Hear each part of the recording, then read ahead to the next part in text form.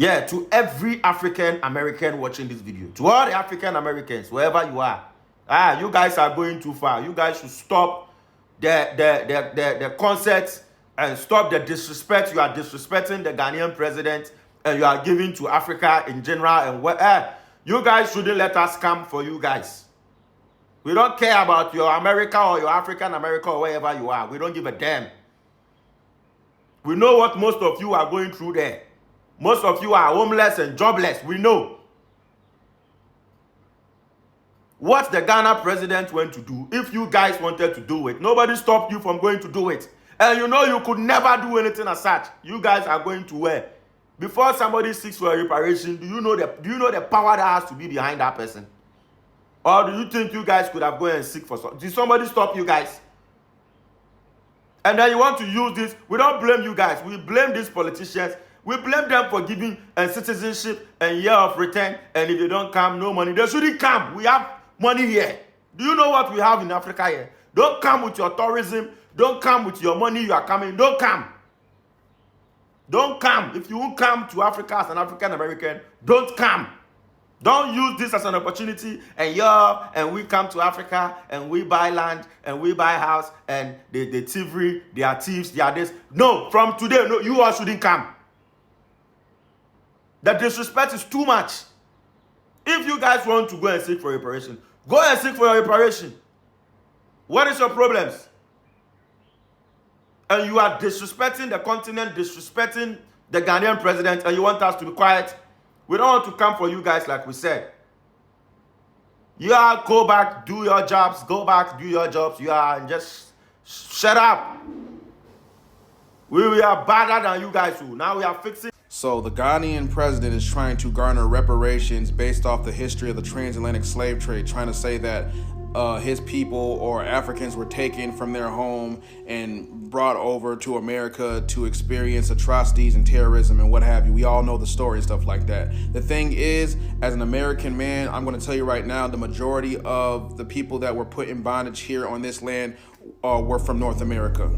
I'm not saying that the transatlantic slave trade didn't happen. I'm not saying that there weren't certain Africans that came over here. The Africans that came over here got absorbed by the people that were already here, and that's how that goes, point blank, period. And we do not want other nations getting credit for stuff that we immediately went through. Now you want to talk about the Africans that came from the continent. Those were rival tribes that you guys put in bondage and sold off to the white man. That's the story, that's the history. So why do you get reparations for that? We don't want to hear that. This goes back to you guys co-opting and hijacking our legacy to garner money. There's plenty of atrocities that happened in Africa that you can, advocate for and go to the UN and ask for reparations for. Why does everything have to be connected to us? Why do you guys always have to use us as a crutch or a tool to get money and get funding? Stop using Black Americans' heritage and legacy to garner sympathy, attention, and resources on behalf of your country. African heritage is different than ethnic Black American heritage in the United States. They are two completely different things. And it needs to be known and it needs to be respected. I'm sorry, I'm not trying to be mean. No one's saying that you can't do business with Africans. No one's saying that you can't be friends with Africans. But you need to allow people to have their cultural autonomy. I don't know what to tell y'all, bro.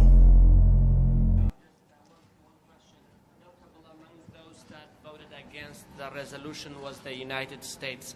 Were you disappointed by that vote? And also, if you can comment on those that abstain, more than 50 nations. How do you feel about those? Thank you. So I would like to comment on the reasons they gave. They sought to create the impression that the time for negotiations have been short. The president of Ghana served notice last year in September when he delivered his address at the 80th session of the General Assembly. Immediately thereafter, we put together a broad-based coalition, including experts, academics, researchers, historians from all regions of the world, and we commenced negotiations. In the history of the United Nations, this has been a resolution that has gone through so many rounds of consultations.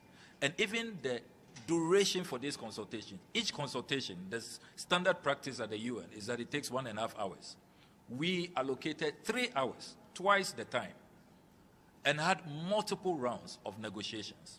So there are some that to us, it is clear that even if we gave them 50 years, they would say that the time is not enough. But we can no longer wait. September, we will be commemorating 100 years since the last slavery was abolished. 100 years. And yet there has been no justice. A whole century. So we cannot keep waiting for those who do not want to reckon, who do not want to come to the table with urgency and with acknowledgement that this is a matter that can no longer be swept under the carpet.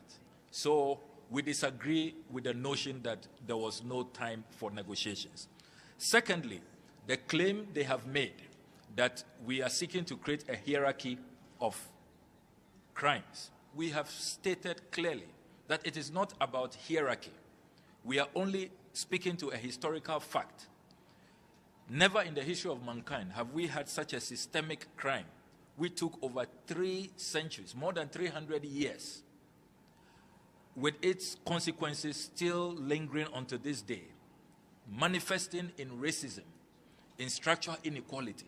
So we are talking about the contextual framing of what has happened, not about ranking crimes. And we made that very clear. So we are clear in our minds that some are just deliberately stonewalling and introducing red herring. But what is fundamental, which nobody can deny, is that more than 12.5 million people were forcibly removed from the continent. More than 3 million people died, were tossed into the transatlantic ocean, which is a mass grave site. And in our country, Ghana, we are currently, UNESCO has certified that, the country with the highest number of slave forts and castles. We are living witnesses on a daily basis when we go into those castles and forts and we see the door of no return. We break down. My daughter Indiva, on an excursion only last week, broke down and asked me, "Daddy, what did we do wrong? And why has there been no justice?" I had no answers for my 14-year-old daughter. So we live with these experiences on a daily basis, and we live with the structural consequences. And that is what this is about. All those other matters about ranking, about time, about more space for negotiations, we believe that they are just red herrings, and it is not a demonstration of good faith so far as the pursuit of justice in this matter is concerned. One of the key reasons raised by the United States for which reason they are abstaining is the lack of clarity on who is the recipient of the reparatory justice. What is your response to that? That is surprising because we have, in this resolution, talked about frameworks which will put in place that will take care of the consequences. We all know that the consequences of the transatlantic slave trade has been the lack of opportunity, discrimination, the degradation of people of color. So we have said, let's have frameworks that will serve as endowment funds to support education, to support empowerment, to support skills training, capital for entrepreneurs, and all of that. And we have made clear that African leaders or Caribbean leaders are not looking for money. It goes against our conscience to seek to profit from this. We don't want any payments made to us directly. We are talking about courses to deal with the structural inequalities.